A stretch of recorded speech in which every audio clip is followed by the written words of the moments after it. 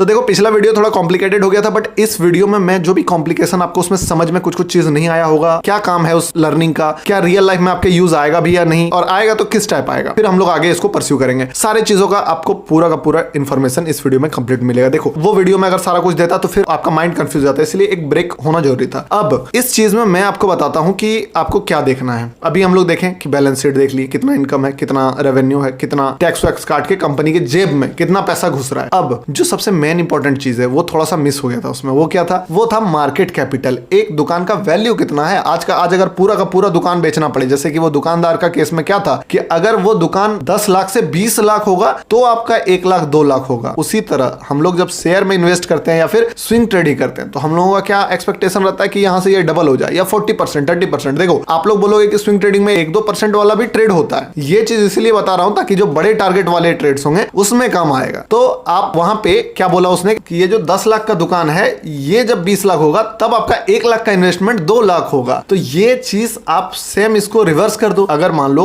850 rupees भारतीय Airtel का price है, आप चाहते हो कि 850 ये बन जाए 1700 यानी कि डबल या जितना भी परसेंटेज आप चाहते हो, तो आप इनडायरेक्टली क्या कह रहे हो कि जो ये कंपनी है जिसका वैल्यू है 5 लाख शेयर, तो आप चाहते हो कि ये 10 लाख करोड़ का कंपनी बन जाए। सिंपल सा बात समझो कि कोई छोटा चीज का बड़ा होना इजी है, बट एक 5 लाख करोड़ की कंपनी को 10 लाख का करोड़ का कंपनी बनना 1-2 महीने में बहुत मुश्किल है। कुछ बहुत बड़ा चीज अगर नहीं बदलाता है, कोई बहुत बड़ा पेटेंट हो जाए, लाइसेंस हो जाए, कुछ ऐसा एक्स्ट्राऑर्डिनरी परफॉर्मेंस हो जाए, तभी ये सडनली इतना मूव करेगा। लेकिन अगर बात छोटे कंपनीज की करें, जिस कंपनी का वैल्यू 5000 करोड़ के आसपास है या ऊपर है वाले कंपनी है, वो ये चीज को इजीली कर सकता है। वो 1 से 2 महीने में उसका प्राइस आपको कभी कभी डबल होते हुए देख जाएगा। और आप उस ट्रेड में मतलब डिफाइन करना सीख गए, आइडेंटिफाई करना सीख गए, तो आपको समझ में आएगा। चलो इसी चीज को मैंने मार्केट कैपिटल तो समझ लिया। अब इसको ही देख के आप सिर्फ बोल सकते हो क्या कि ये महंगा है या सस्ता है। मतलब एक होता है कि 100 रुपए का शेयर आदमी को सस्ता लगता है, एमआरएफ महंगा लगता है। लेकिन अब मार्केट कैपिटल आप देखो कि एमआरएफ का मार्केट कैपिटल कितना है और रिलायंस का मार्केट कैपिटल कितना है। रिलायंस 17 लाख करोड़ की कंपनी है, उस हिसाब से एमआरएफ उससे छोटा कंपनी है। शेयर प्राइस से क्या मतलब है? आप 100 का एक नोट देख लो बट 5 का 10 सिक्का देख लो, वैल्यू 100 का नोट का ज्यादा है क्योंकि वो बड़ा है, उसमें 100 रुपए का वैल्यू है, तो बस टुकड़ा अलग अलग है। अब मार्केट कैपिटल आपको ये दिखाया कि जो है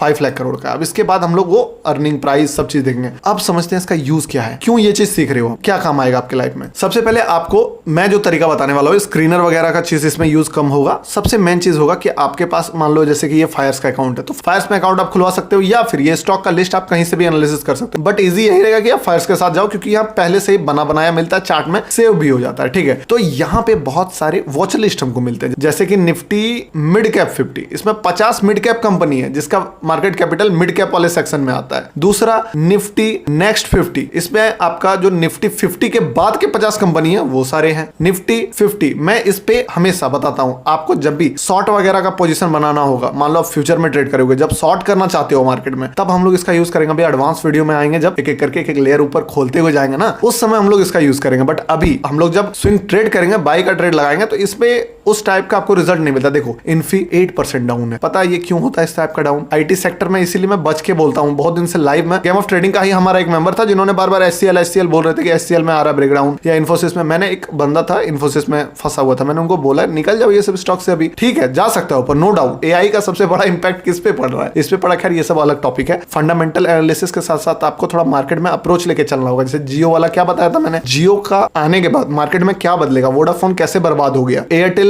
को कैसे स्ट्रगल करना पड़ा, एयरटेल को कम बैक करना पड़ा, ये सब चीजें समझ के रखनी पड़ती है। शॉर्ट का पोजीशन आप निफ्टी 50 के स्टॉक्स में बनाओ, मस्त है, कैसे बनाना है वो सब बताऊंगा। बट अभी देखते हैं हम लोग, जैसे कि एक निफ्टी आईपीओ का रिसेंट आईपीओ का लिस्ट, सबसे बढ़िया ट्रेड इसी में मिलता है, खासकर जो 30-40% प्रॉफिट बुक करने वाला ट्रेड रहता है। अब पिछले महीने मैंने यहां से एनालिसिस करके 5-6 स्टॉक्स निकाले थे, इन्वेस्टमेंट स्टॉक, इसमें से डिलीट हो गया था बट फिर अभी मैंने ऐड किया है। Gland pharma, Indigo paints, GLS, ये सारे कंपनीज को मैंने फाइंड करके निकाला था। अब जीएलएस देख लो यहाँ पे सपोर्ट पे था, इतना गंदा तरीके से देखा जाए तो गैप डाउन खुला, डिविडेंड के कारण गैप डाउन खुला, और जो भी हुआ यहां तक आ गया मार्केट। ऑपरेटर नाम का भी एक चीज होता है, आने वाले टाइम में पता चलेगा आपको। अब क्या होता है कि ये सब सिचुएशन में अगर मेरा सेटअप बन रहा है, मेरा सेटअप है कि मैं सपोर्ट ब्रेक होने पे बाय करता हूं, ठीक है, मैंने यूट्यूब पे ये चीज बताया, बट ये नहीं बताया है कि स्टॉक कौन सा ढूंढोगे, कैसे ढूंढोगे, नजरिया क्या होना चाहिए, क्योंकि आप दो कंपनी में सेटअप दोनों में सेम बन रहा है बट खरीदना किसको है वो चीज आपको देखो यहाँ पे। अब ग्लेनमार्क साइंस का हम लोग यहाँ खोल लेते हैं, 658 का रेट है। जब मैंने इसको देखा था तब उस टाइम उसका रेट 375-76 था। परसेंटेज वाइज देखो तो आपने मार्केट यहाँ से करीब करीब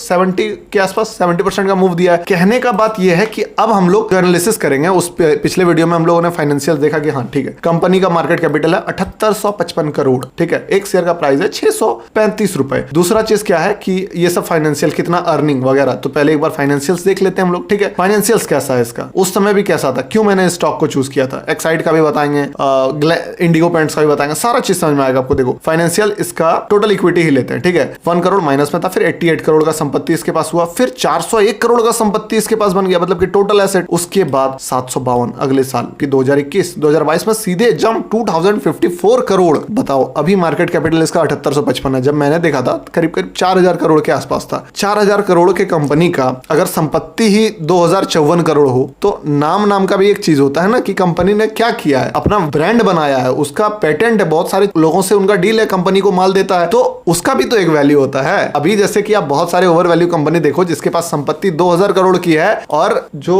उसका शेयर प्राइस यानी कि मार्केट कैप है वो 50-50 हजार करोड़ हो चुका है, 40-40 हजार करोड़ हो चुका है, वो महंगा है। आईटी सेक्टर का बात अलग है, उसमें थोड़ा संपत्ति कम रहता है, इसीलिए बहुत सारे जो पुराने इन्वेस्टर आपको दिखेंगे वो जैसे कि वॉरेन बफेट। क्यों वॉरेन बफेट आईटी सेक्टर से दूर रहते थे, जो बोला मुझे समझ में नहीं आता ये आईटी स्टॉक, रीजन ये है कि उनका जो इन्वेस्टमेंट मेथड उन्होंने पैसा शुरुआत में बनाया था वो क्या करते थे, सबसे घटिया पिटा हुआ कंपनी पकड़े और वहां पे जाके ये सब एनालिसिस करके निकाले। अभी ये चीजें सारी आसान हो गई है, उस समय ये सब चीजों को बहुत जल्दी इजीली लोग ध्यान नहीं देते थे उतना डिटेल में घुस के। तो मान लो कोई बहुत खराब शेयर जिसका पूरा मार्केट में गंदा न्यूज है ये है, बट संपत्ति आज से 50 साल 40 साल पहले का बिजनेस क्या था, ऑफलाइन बिजनेस था। मान लो रिटेल स्टोर हुआ, कोई भी मशीनरी है, सारा चीज उसका एक जो एसेट होता था वो फिजिकल एसेट होता था। कोई ये नहीं होता था कि आप बोलो नाम वाला या पैटेंट टाइप का एसेट हुआ तो वो फिजिकल एसेट होता था। वो शेयर को खरीदते खरीदते धीरे धीरे इतना एक्यूमुलेट कर लेते थे कि बाद में जब कंपनी बिकती थी उसका पैसा मिलता था। अभी मैं बताऊंगा प्राइस टू बुक रेशियो वो सब चीज इसमें तब समझ में आएगा। तो जो पैसा मिलता था वो शेयर प्राइस से ज्यादा हो जाता था, तो सड़ेला कंपनी में भी अच्छा पैसा बनता था। आज के टाइम में वो पॉसिबल नहीं है क्योंकि लोग स्मार्ट है, दिखता सारा कुछ है हम लोगों को, सबके पास है, बट इतना तो है कि आप अंडर वैल्यू कंपनी अच्छे रेट में स्विंग ट्रेड के लिए ले सकते हो, अच्छा प्रॉफिट बनाओ फिर निकल लो। मार्केट का एक सबसे बढ़िया बात पता है क्या है, जो पिछले वीडियो में बोला कि नहीं बोला पता नहीं, कि मार्केट का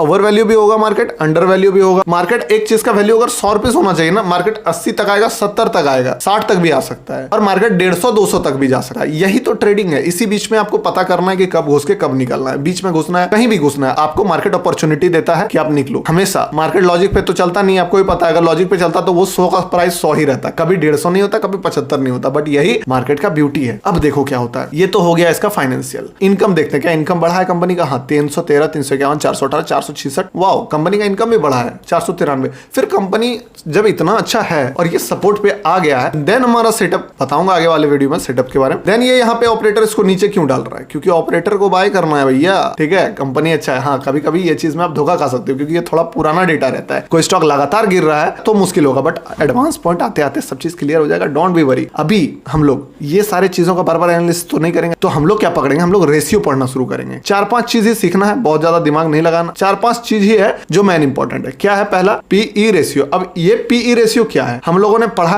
अर्निंग पर शेयर, यानी कि एक शेयर, यानी कि मैं ग्लैंडमार्क का 635 रुपया देके एक शेयर खरीदता हूं तो कितना कमाता मैं, अगर मैं देखूं तो यहाँ पे इनकम में अर्निंग पर शेयर एक शेयर का इनकम 36 रुपए, 29 रुपए, 32 रुपए, 36 रुपए। ये चीज आज के टाइम में 40 रुपीज, यानी कि मैं अगर 635 रुपए का एक शेयर खरीदता हूं तो एक शेयर पर ग्लैंडमार्क साइंस जो है 40 रुपीज का इनकम दे रहा। बट ये तो हो गया वही वाला बात, यूपी में मान लो कोई बोर्ड के एग्जाम में 435 नंबर लाया, झारखंड में कोई 200 नंबर ला रहा है, किसी और स्टेट में कोई 900 नंबर ला रहा है। ऐसे तो आप बता नहीं सकते हो ना कि कौन बढ़िया है अर्निंग पर शेयर। ये चीज बार बार नापना पड़ेगा आपको कि डिवाइडेड बाय, कोई 1700 का शेयर है उसका अर्निंग पर शेयर है 80, फिर प्रॉब्लम होगा। तो ज्यादा बेटर क्या है कि ये पता लग जाए कि 100 रुपए का आंकड़ा में निकल जाए कि हाँ ठीक है, मैं अगर परसेंटेज टर्म में कि मैं अगर 100 रुपए लगा रहा हूं तो मुझे कितना मिले, तब मैं कोई भी कंपनी देखूंगा तो मेरे लिए इजी होगा समझना। वरना हर बार मैं शेयर प्राइस देखूंगा, किसी का शेयर प्राइस 1200 होगा, अर्निंग पर शेयर 30 रुपया होगा, तो कंफ्यूजन। रेशियो मिल जाए तो ज्यादा बेटर है। तो रेशियो क्या है, अर्निंग पर शेयर, यानी कि 1 रुपए कमाने के लिए ये कंपनी में 16 रुपया इन्वेस्ट करना पड़ेगा, सीधी बात है। पर 16 रुपए 82 पैसे के इन्वेस्टमेंट पर इस कंपनी ने 1 रुपया कमाया, वो वही निकलेगा नंबर कि पर 635 रुपीस लगा के आप 40 रुपीस कमा रहे हो। यही चीज को सिंप्लीफाई कर दिया कि 1 रुपीस लगाने के लिए कितना कमाना होगा। अगर मैं 635 रुपीस लगा के 40 रुपया कमा रहा हूं तो 1 रुपया कमाने के लिए कितना लगाना होगा, 16 रुपया लगाना होगा। मैथमेटिक्स कर सकते हो, बस अभी इतना समझो, हर बार जब भी देखो आप पी मान लो 25 का, तो इतना समझो कि 25 रुपया लगा रहा हूं 1 रुपया कमाने के लिए। अडानी का का भी पी देखेंगे हम लोग, तो क्या दिखता है हम लोगों को पी 111 रुपए लगा रहे हैं 1 रुपीज कमाने के लिए। अब ये चीज जो होता है ना, देखो हमेशा याद रखना, डिले रहता है। 3 महीना 6 महीना में हर बार रिपोर्ट आएगा, तो तुरंत पता नहीं। अभी मान लो कंपनी बहुत धंधा बेच रहा है, माल पे माल बेचते जा रहा है, उस दुकानदार का मान लो बहुत धंधा चल गया, लेकिन हुआ क्या कि रिपोर्ट तो वो 3 महीने बाद लाके देगा ना, बट वो कमा रहा है डेली 25,000 का सेल से 50,000 का सेल पे पहुंच गया, तो शेयर प्राइस पूरा बढ़ गया है। लोग समझ रहे हैं अंदर का बात, शेयर प्राइस बढ़ जाने के कारण जो पीई रेशियो है वो भी बढ़ जाएगा, क्योंकि रिपोर्ट ये कह रहा है कि 38 रुपए 11 पैसे कमाया है कंपनी ने FY 2023 में, बट शेयर का प्राइस तो आज 635 रुपीज है। तो मान लो कल अगर अपर सर्किट लग जाए 20% का, 3 दिन में डबल हो जाए, बट ये रिपोर्ट तो आते समय टाइम ही लगेगा ना, तो पीई रेशियो बढ़ते चला जाएगा। इस शेयर का प्राइस अगर सीधे 635 से डबल होकर मान लो 1270 हो जाएगा 2-4 दिन में, ये तो फिक्स दिखेगा। तो लोगों को क्या लगेगा कि जो इसका पीई है वो 16.17 दूनी 34 यानी कि करीब 34 हो जाएगा, तो महंगा लगने लगेगा। बट अगले 3 महीने बाद रिपोर्ट आएगा कि जो कंपनी का नेट इनकम था वो डबल नहीं ट्रिपल हो गया, तो ये पीई फिर डाउन हो जाएगा। लेकिन अगर ऐसा होता है तो लोग जो है ना वो पहले ही इन्वेस्ट कर देते हैं, उनको पता रहता है, इनसाइडर तो ऊपर जाते हैं, हम लोग टेक्निकली वो चीज को पता कर सकते हैं। इतना समझो कि कोई स्टॉक अगर आपको मौका दे रहा है, टाइम दे रहा है, तब पी रेशियो समझ में आ गया। प्राइस टू बुक वैल्यू या बुक रेशियो ये क्या है, यही तो इंपॉर्टेंट है। इसी पे तो वॉरेन बफेट का जो पिछला गेम था वो सारा गेम था कि कंपनी ऐसा खरीदो जिसका संपत्ति ही इतना हो कि बिक भी जाए तो पैसा सेफ हो। पीबी रेशियो अगर अडानी का निकालोगे आप तो दिखेगा 7.28, इसका कितना दिख रहा है 3.82, बट जब मैंने ये ट्रेड लिया था उस टाइम इसका 2 पॉइंट कुछ था। क्यों? अभी 7855 करोड़ का कंपनी बनाई। कैसे बना 7855 करोड़? डिवाइडेड जितना अभी शेयर का रेट है, मान लो 7855 करोड़ में एक शेयर का प्राइस 7855 रहता तो कंपनी के पास 1 करोड़ शेयर है, तो अभी एक शेयर का रेट है 635 रुपीज, तो 635 रुपीज से डिवाइड करो मार्केट कैप को 7855, जो कि इसका मार्केट कैप है, तो निकल जाएगा कितना शेयर है। अब एक चीज समझो कि 7855 करोड़ का इसका मार्केट कैप है और कंपनी के पास इक्विटी कितना है, संपत्ति कितना है, पूरा इसका औकात कितना है, जो कि अगर बेचना पड़ जाए कंपनी को तो नेट टू नेट कितना पैसा आएगा 2000 करोड़। कितना करोड़ है इसका देख लेते हैं हम लोग। इनकम बैलेंस शीट में कितना है 2054 करोड़, यानी कि करीब 3 गुना। मतलब अगर हम लोग कैलकुलेटर निकालें लिख दें 7854 डिवाइडेड बाय कितना, इसका मार्केट इसको रेट बता रहा है 7854 है मार्केट सेंटिमेंट के, बट असलियत में इसका कितना, मतलब संपत्ति कितना है इसके पास 2054 करोड़ का।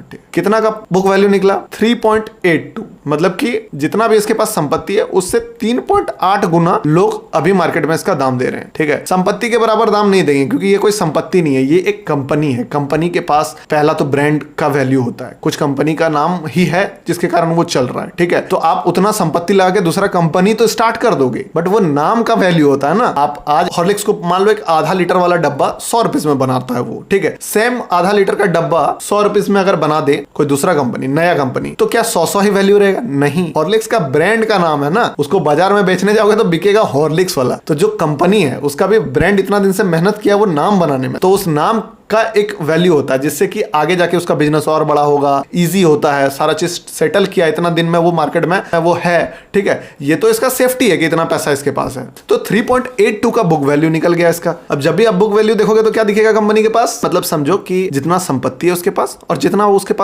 उसका मार्केट कैपिटल है उसके अकॉर्डिंग इसको आप समझ लेना। ठीक है, बहुत ज्यादा हाइप पे चल नहीं रहा। आईटी वाईटी में ज्यादा संपत्ति नहीं रहता है, बट उसका बुक वैल्यू आपको ज्यादा मिलेगा। जैसे कि यहाँ पे उसका बुक वैल्यू आपको ज्यादा मिलेगा, जैसे कि अभी हम देखेंगे इन्फी का, तो इन्फी का बुक वैल्यू आपको दिखेगा 7.91, इसी टाइप से होता है। अब ये चीज से क्या फायदा होगा, एक्साइड में भी देखते हैं हम लोग। ठीक है, एक्साइड का बुक वैल्यू क्या था, वो माय गॉड 1.91। पता है मैंने 140 में से खरीदा। क्यों खरीदा? कितना कम बुक वैल्यू होगा उस समय समझो। अभी इसका मार्केट कैपिटल 20,000 करोड़ का पहुंचा, 21,000। जब मैंने खरीदा था 13,000 करोड़ का था। जब मैंने इसमें इन्वेस्टमेंट करा था, ये वाला नहीं जो अभी आपने देखा रिसेंट ट्रेड, उससे पहले भी लिया हुआ है, उस टाइम इसका मार्केट कैपिटल 13,000 करोड़ रुपए था। उस समय सोचो कितना कम रिस्क हो जाता, सेफ हो जाता। मार्केट का क्या मैंने बताया, मार्केट सेंटिमेंट पे काम करता है। मार्केट कभी किसी चीज का प्राइस इतना सस्ता कर देगा, आप लो सस्ता।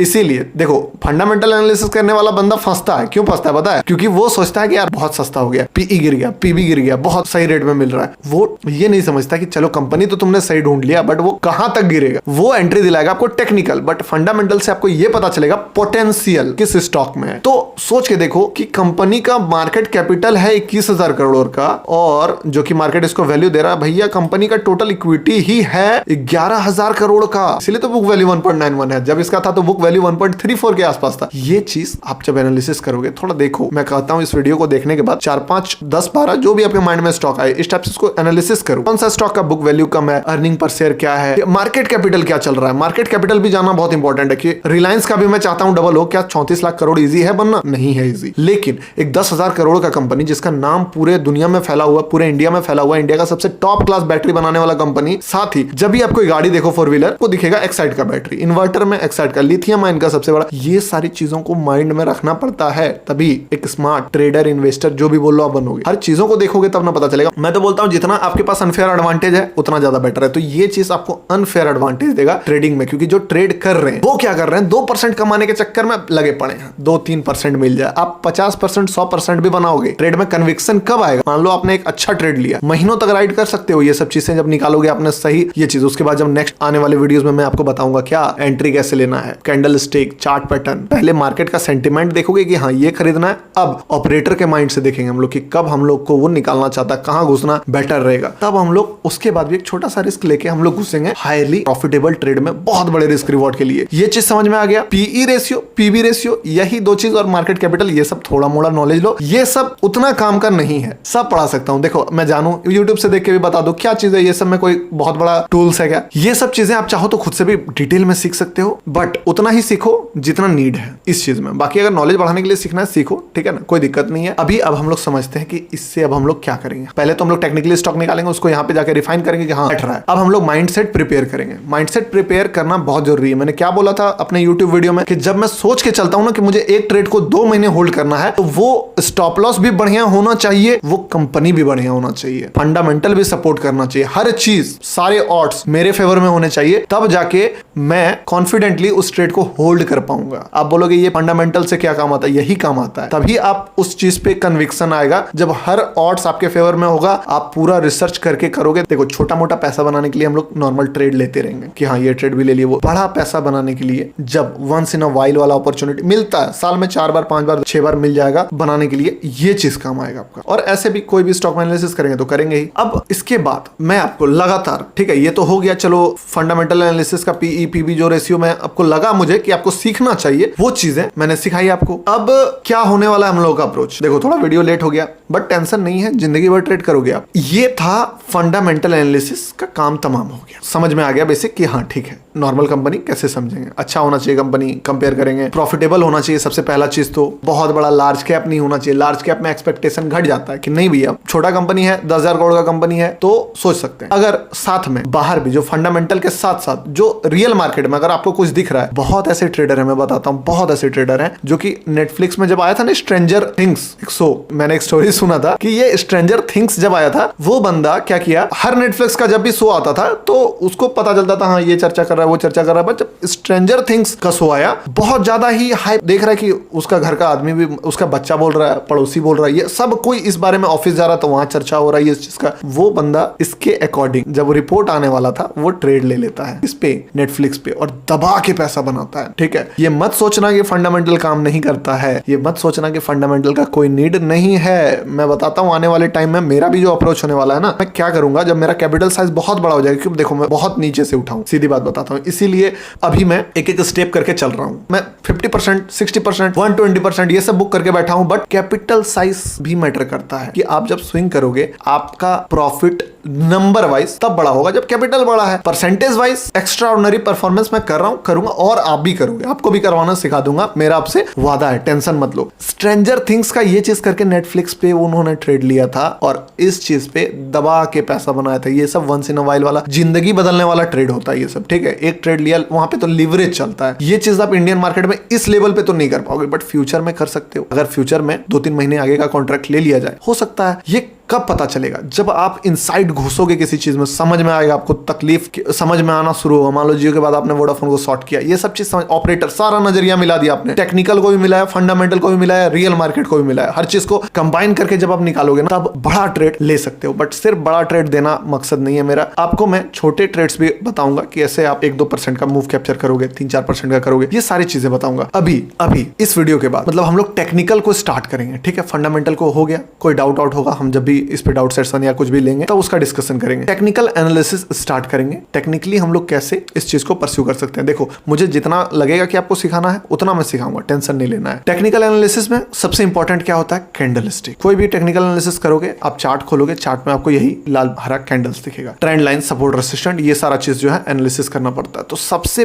पहला स्टेप होता है ये कैंडल्स को समझना। तो इसके साथ ही 3-4 वीडियो मैं आपको दे देता हूं जो गेम ऑफ ट्रेडिंग से रिलेटेड है, ठीक है, जिससे कि आप कैंडल्स क्या है, क्या साइकोलॉजी होता है एक कैंडल का, क्या स्टोरी कहता है, ये चीज एनालिसिस क्यों करना है, कैसे करना है, हर चीज। उसके बाद हम लोग एडवांस चीज पे जाएंगे, स्ट्रेटेजी पे, ठीक है, माइंडसेट पे, रिस्क रिवॉर्ड्स, हर चीज पे। सॉरी आप लोगों से मैं माफी मांगता हूं कि हाँ थोड़ा लेट हो गया है वीडियोस आने में, कुछ प्रॉब्लम था। क्या प्रॉब्लम था, स्टूडियो शिफ्ट कर रहा था, ठीक है। माइंडसेट एक बार में अलाइन नहीं होता, मेरा वो काम नहीं है कि मैं आपको कुछ भी पढ़ा दूं, मैं चाहता हूं आपको वो पढ़ाऊं, आपने मुझे पे किया है, वैल्यू नहीं दूंगा मुझे बुरा लगेगा, ठीक है, ठीक है। किसी बंदे ने कमेंट किया था शायद यूट्यूब पे, कहीं कमेंट कर दिया था कि 3 वीडियोस देखा, चलो सॉरी इसके लिए कि लेट हो गया, बट आप टेंशन मत लो, मैं ट्रेड्स भी दे दूंगा आपको, ठीक है ना। टेलीग्राम वगैरह जो भी चालू करेंगे हम लोग, ट्रेड्स भी देंगे आपको। मेरा वादा है आपसे कि वो वैल्यू आपको दूंगा ना, जो भी चीज आपने मुझे दिया है, जिंदगी भर याद रखोगे। सच बता रहा हूं कि क्या दिया है मैंने आपको। गेम ऑफ ट्रेडिंग में भी जो सही से एग्जीक्यूट करते हैं वो जानते हैं कि मैंने क्या उनको दिया है, ठीक है। उसी टाइप से मैं इस चीज में भी आपको वो दूंगा ना जो आप बोल सकते हो कि हाँ गौतम भाई आपने जो चीज सिखाया ना जिंदगी भर काम आएगी वो चीज। तो ये मेरा आपसे वादा है। मिलते हैं, टेक्निकल्स वीडियो अब आपका लगा दूंगा। इसके बाद कुछ मिस रह गया, डाउट हो गया तो आप चैट सेक्शन में पूछ लो, कोशिश करूंगा रिप्लाई। देखो व्यूज थोड़ा ज्यादा हो गया यूट्यूब में, शायद पढ़ाने का मेथड लोगों को पसंद आ रहा है, ठीक है, तो थोड़ा मेरे लिए प्रॉब्लम हो जाता है। व्हाट्सएप में 100 मैसेजेस आ जाते हैं, चैट्स में भी बहुत मैसेजेस आते हैं, तो थोड़ा रिप्लाई करना प्रॉब्लम होता है, बट कोशिश करूंगा, मैं गारंटी नहीं दे सकता हूं। 2-3 बार लिख देना, आपका क्वेरी दूर करूंगा, ठीक है। टाइम ले लेना कॉल का, हो सकता है अगर प्रॉब्लम हो तो मैं कॉल पे भी बता दूंगा आपको। इसके बाद वो चीज करने के बाद एक स्ट्रेटजी, माइंडसेट, हर चीज लेके ट्रेड तक हम लोग पहुंचेंगे, ठीक है। फिर मिलते हैं नेक्स्ट वीडियो में।